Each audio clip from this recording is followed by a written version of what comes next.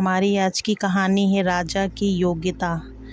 काफ़ी समय पहले की घटना है। रामनगर में एक राजा राज्य करते थे। उनका नाम था विक्रमजीत।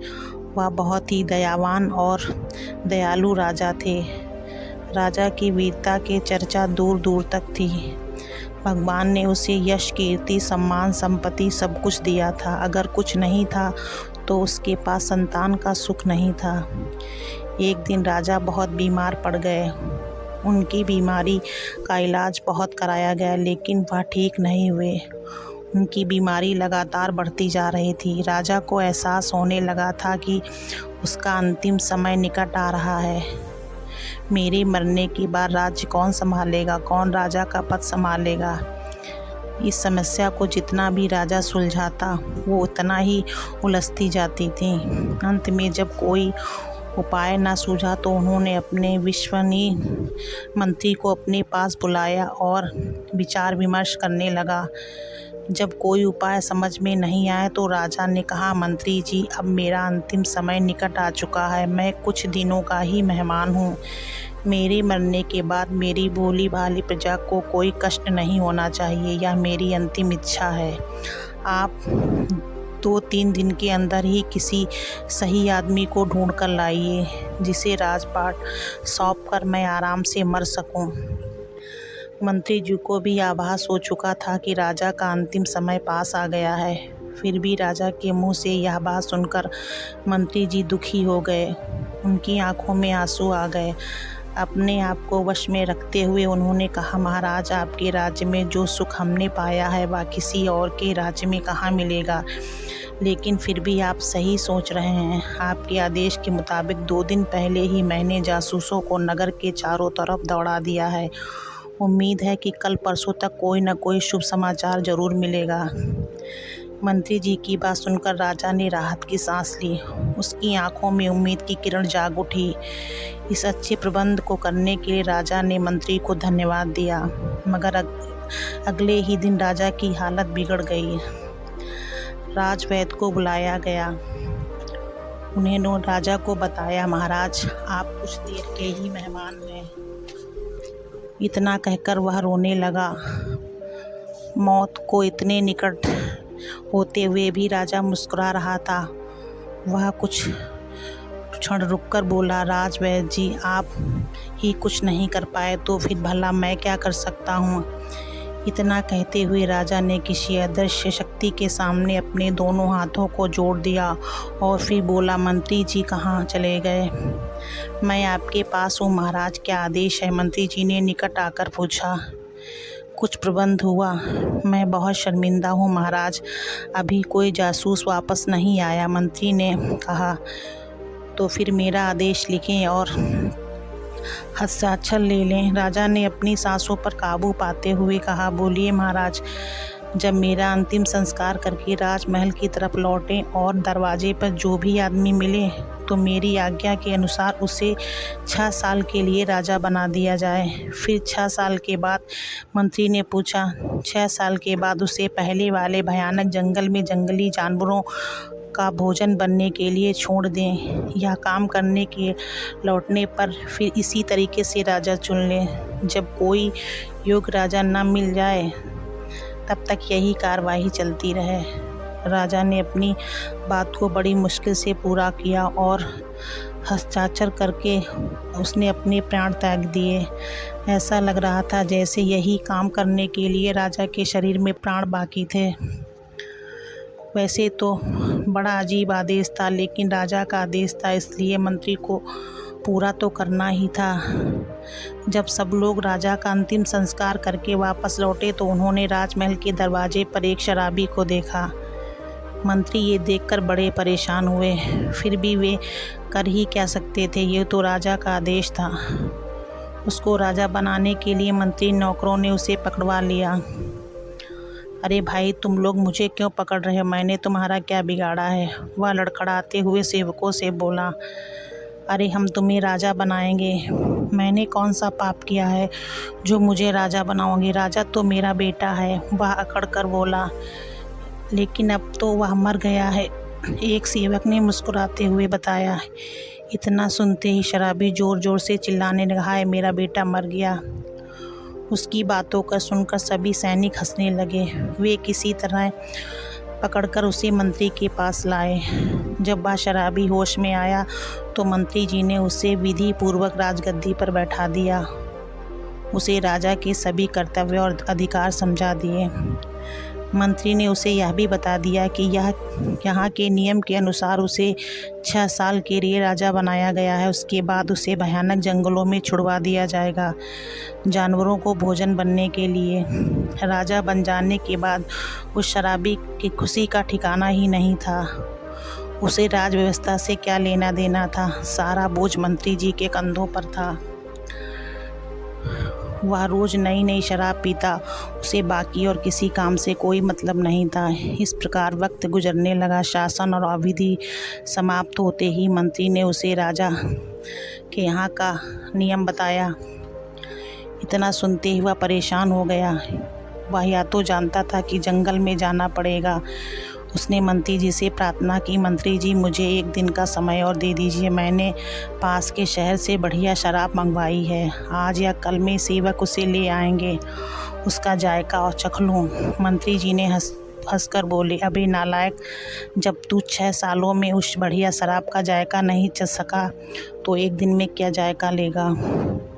मंत्री जी की बात सुनकर वह गिड़गिड़ाने लगा, लेकिन मंत्री जी ने उसकी बात पर कोई ध्यान नहीं दिया और उसे भयानक जंगलों में जानवरों के बीच छुड़वा दिया। उसे रोता चिल्लाता हुआ पकड़कर जंगल की तरफ सैनिक ले जा रहे थे। राजा के आदेश के मुताबिक अब नए राजा का चुनाव होना था। इस बार जब सैनिक लौट कर आए तो उन्हें कीमती कपड़े पहने हुए एक आदमी महल के बाहर मिला।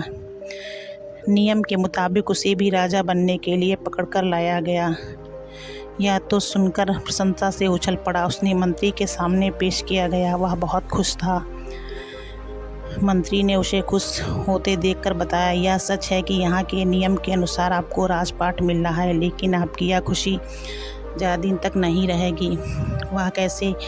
इस खुशी के पीछे एक भयानक मौत अपना मुंह खोले हुए खड़ी। आपको 6 साल के बाद नगर के भयानक जंगलों में जानवरों को भोजन बनने के लिए छोड़ दिया जाएगा।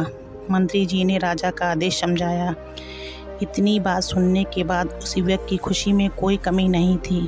अरे 6 साल तो बहुत होते हैं, मेरे लिए तो 6 महीने ही काफ़ी हैं।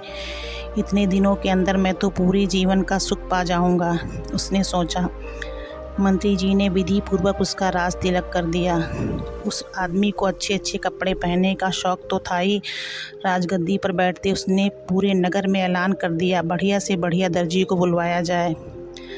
दर्जियों के आने पर उसने किसी को कोट, किसी को पैंट, किसी को अचकन आदि तरह तरह के कपड़े तैयार करने का आदेश दे दिया। वह रोज़ नए नए कपड़े पहनता, अच्छे अच्छे खाना खाता और अपने अय्याशियों में लीन हो जाता। इसी तरह 6 साल बीत गए। समय पूरा हो जाने पर मंत्री जी ने कहा, चलो भाई, अब जंगल में जाने की तैयारी भी करो।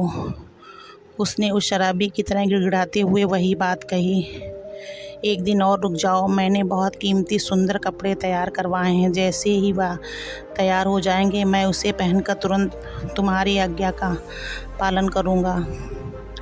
मंत्री ने कहा, अरे बेवकूफ़, हवस भी कभी किसी को पूरी हुई है तो तेरी क्या होगी। यह कहकर मंत्री जी ने सैनिकों की तरफ इशारा किया। उन्होंने उसे फौरन पकड़कर जंगल में छोड़कर वापस आए। इस बार महल के सामने एक भले सज्जन को देखा। जब सैनिकों ने देखा और पकड़ लिया तो वह आदमी फ़ौरन समझ गया, क्योंकि उन्हें वहाँ के आदेश का मालूम था। फिर भी उन्होंने मंत्री जी से प्रार्थना की, मंत्री जी, मुझे राजा बनने का शौक़ नहीं है और ना ही मैं इसकी ज़रूरत महसूस करता हूँ। अच्छा होगा कि आप किसी और आदमी को यहाँ का राजा बना दें। ऐसी हालत में हमें अभी आपको जंगल में छोड़ना होगा और वहाँ के लौटने पर ही नया चुनाव करना होगा।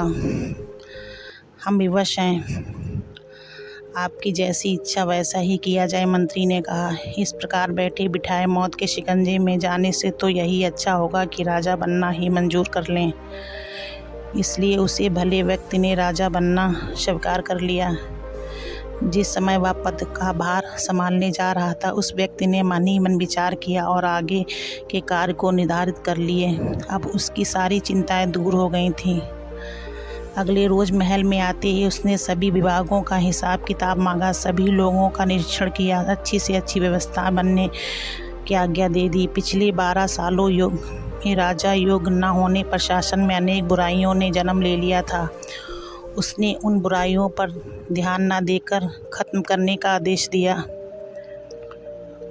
अंत में उसने मंत्री जी से कहा, मंत्री जी, इस नगर में जो सबसे अच्छा मकान आदि बनवाने का ठेकेदार हो उसे बुलवा लीजिए।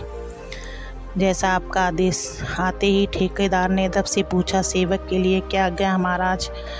राजा ने कहा, ठेकेदार जी, नगर के पूर्व दिशा में जो भयानक जंगल है उसमें बेकार झाड़ियाँ कटवाकर वहाँ पर रसदार व छायादार पेड़ लगवाए जाएं। पूरे जंगल में पक्की सड़कें, एक कोस पर सुंदर मकान बनने चाहिए। नरक में स्वर्ग वाली बात को आपको पूरा करना है। यह पूरा काम 5 साल के अंदर हो जाना चाहिए। यह काम जितना खर्चा आए उसका हिसाब किताब महल में भिजवा दीजिए। इतना सुनते ही ठेकेदार खुशी से उछल पड़ा। 5 साल का इकट्ठा काम उसे मिल गया था। अगले दिन वह पूरा खर्च का हिसाब किताब तैयार करके राज दरबार में पहुंच गया। मंत्री जी ने उन्हें धनराशि दे दी। काम शुरू हो गया। 5 साल के अंदर वहाँ सुंदर उद्यान तैयार हो गया। अब जंगल की भयानकता ख़त्म हो गई। वहाँ के जानवर भी कहीं और चले गए। अब तो वहाँ सुंदर फूलों से महक रहा था। धनवान व निर्धन सभी लोग अपने परिवार के साथ वहाँ घूमने आते और वहाँ आकर अपना मनोरंजन करते थे। काम पूरा होने की खबर राजा तक पहुँची। राजा ने निरीक्षण किया और देखकर बहुत प्रसन्न हुआ। उसने निश्चित अवधि में काम पूरा हो जाने के लिए ठेकेदारों को धन्यवाद दिया और इनाम भी दिया। इन 5 सालों में राज्य की हालत भी अच्छी हो गई थी। चारों ओर उसके अच्छे शासन कार्य की प्रशंसा होने लगी। पूरी प्रजा कहती थी, भगवान ने फिर से हमारे लिए पुराना राजा भेज दिया। हम यही चाहते हैं कि यही लंबे समय तक कार्य करे। इस तरह की तारीफ़ों तथा सम्मान को पाकर राजा अपने 6 साल की अवधि को भुलाया नहीं था। 6 साल पूरे होने से एक दिन पहले ही उसने मंत्री को बुलाकर कहा, मंत्री जी, मेरे राजा होने की अवधि ख़त्म हो रही। आप सुबह ही मुझे जंगल में भेजने का प्रबंध करवा दीजिए। लेकिन अब वहाँ जंगल कहाँ रहा महाराज? मंत्री ने मुस्कुराते हुए बताया, जंगल तो वहीं है। राजा मुस्कुराकर बोला, हमारे स्वर्गीय महाराज ने यह आदेश योग्य शासक ने मिलने तक ही दिया था। अब उनकी इच्छा पूरी हो गई है। अब हम आपको कहीं नहीं जाने देंगे। आप अब हमेशा के लिए यहाँ का राजपाट संभालें। मंत्री ने कहा।